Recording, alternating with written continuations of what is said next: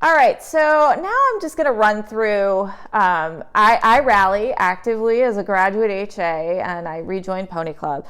But it's been interesting rallying after chiefing for several years, and I just wanted to share some sort of tips and tricks that I've found to make my rally experience a lot easier, both just in general, but also I work full time, so how can I make my rallying experience go a lot more smoothly and less stressful?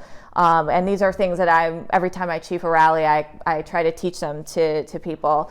So first and foremost, one of the things that I end up unfortunately having to take a lot of penalties off for is labeling of halters. And this is my pony show halter. It's a nice leather halter. I had it custom made for him, and nobody wants to put like a slab of duct tape on their nice leather halter. And so what I do is on the opposite side, because one side has his name on it, so on the opposite side I take some vet wrap. My colors are red and black, if you couldn't figure it out. I wrap some vet wrap around the cheek piece, and then I always keep a blank piece of duct tape over top of it. As soon as I know my number, I go ahead and I fill that in, and after every rally, I just pull the tape off. I can cut the vet wrap off, and then the leather is perfectly fine underneath, and I can clean it like a normal halter. Doesn't get all gunky. I do the same things for my lead ropes. You can see there is this metal piece, and I wrap the vet wrap over it, and then I put the tape over it. There's no excuse for not having your stuff labeled. I have to say, it just makes me cringe.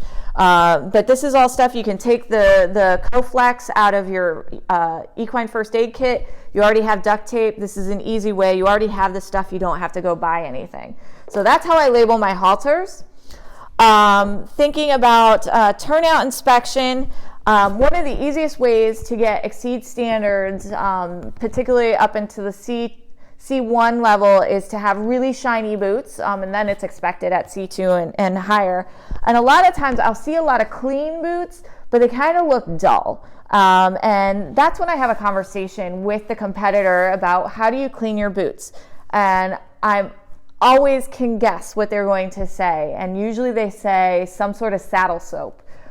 Shoe leather, these are my dressage boots, and they got a little dusty, but you can see that they're really shiny. The point of polishing your boots is that they become self-cleaning.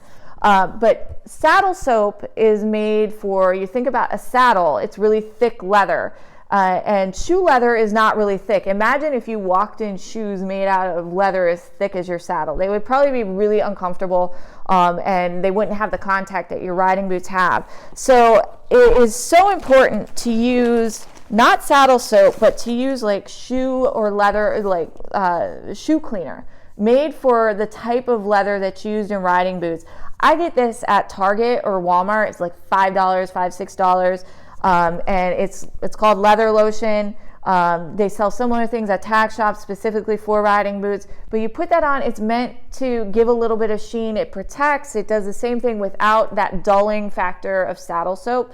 And then using polish, I have a whole host. We were joking that everyone who really gets into polishing their boots has like a crazy gallon Ziploc bag. I have all different kinds of, I like cream polish as opposed to cake polish.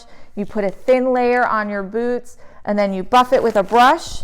And then my secret, and I have a brush, even though I have like 3 other brushes, this is the brush I always use. You brush it really quickly, to get a little bit of shine. But then the final step that I use is I have old pantyhose, and you want to rub it really fast and make your hand really hot. And what it's doing is it's melting the polish in. If you get a good polish, I'll tell you how many times I actually deep clean and polish my boots. Not very often, because they have so much polish on them, they become water repellent. So anytime you see a competitor with dull boots, but they're clean, ask them what they're using and tell them maybe they need to change their product. So that's a good way to distract me. I see a competitor walk up with really shiny boots, and I'm like, game on. Now, I do kind of watch the last minute prep. I have noticed a lot of competitors using baby wipes to do the last minute cleaning, and I kind of cringe. You want to use a dry towel. You should be able to get the shine. I also use these little express shine blocks for the last minute shine. Perfectly acceptable. Again, stuff you don't necessarily have to go to the tack store to get, but made for, look at somebody, if you're in the city and you see somebody who does shoe shine, look what they have in their kit. They have a brush, they have polish. So a couple other things that I wanted to talk about is tack detail. So I talked about stirrup pads and how they can wear out and they get dirty. A lot of times people are like, how do I clean my stirrup pads that are white, get them white? I actually use bathroom cleaner. I use soap scrub or soft scrub. And, this is something that, be careful, it does have bleach, but it does, I just squirt a little dollop on it. I have a tack cleaning toothbrush, not my toothbrush, but a tack cleaning toothbrush. I just put a thin layer, I let it sit, I go clean a bridle, then I go back to my stirrup irons. I always have white stirrup pads. It is really important to take the pads out of the stirrup iron to clean them, to make sure they get clean. So that's one thing that I use for my tack cleaning. Another thing is for dandruff for your horse, and I call this the secret sauce. The secret sauce is Listerine and baby oil at the same time. You mix it. I mix mine in a spray bottle.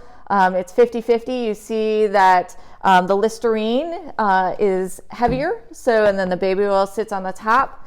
You shake it up, becomes one solution. And the spray bottle, I can go right to the tailbone and I spray it on the tailbone. I haven't washed my pony's tail since October. It is now March. I just treat him with this, and most of his dandruff has been maintained. And he's a pony. He's a chestnut and white pinto pony, and known for dandruff. And because I treat with this regularly, my spring will be a lot easier. I also always wash his mane and tail with human dandruff shampoo. I use a 2-in-1 human dandruff shampoo. Do be careful with that though, because there are different chemicals in different human dandruff shampoos. And I found out the hard way that one product did not really agree with his skin, and it actually burned his skin. So always test some of these things. But the Listerine and the baby oil, it's nice because you have the Listerine to kill the fungus, and then you have the baby oil to keep the skin moisturized. So secret sauce always works.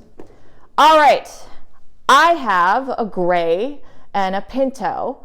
And he's not just any pinto, he's a Tobiano, which means he's mostly white. And everyone always asks me, how do I keep my horses so clean? And so I thought I would take a couple seconds to go through my process, which you do have to think about when you're rallying with a gray or a pinto or a horse with a lot of chrome. It's a lot of upkeep, but it's totally worth it.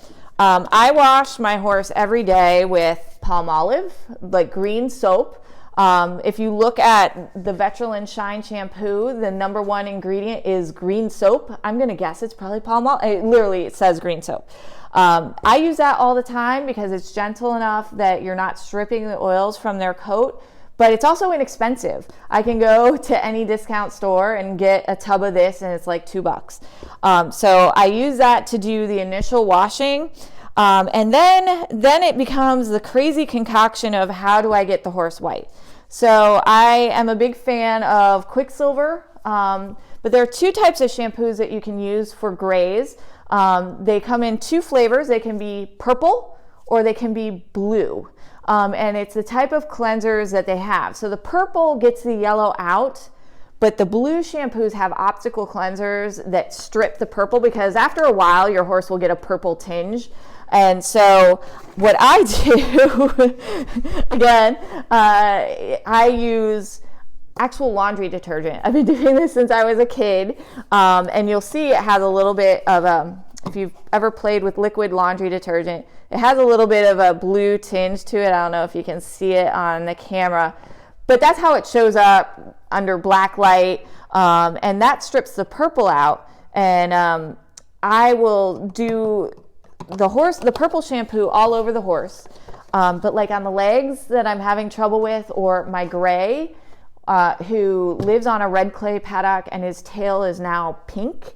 I will do a lot of soaks with this in his tail to help bleach it out. But again, I'm starting a couple weeks out to do that to get all of the clay residue out of his tail. The big thing though, if you're going to use this on tail hair, you need to condition afterwards because it does have bleach, so it does dry everything.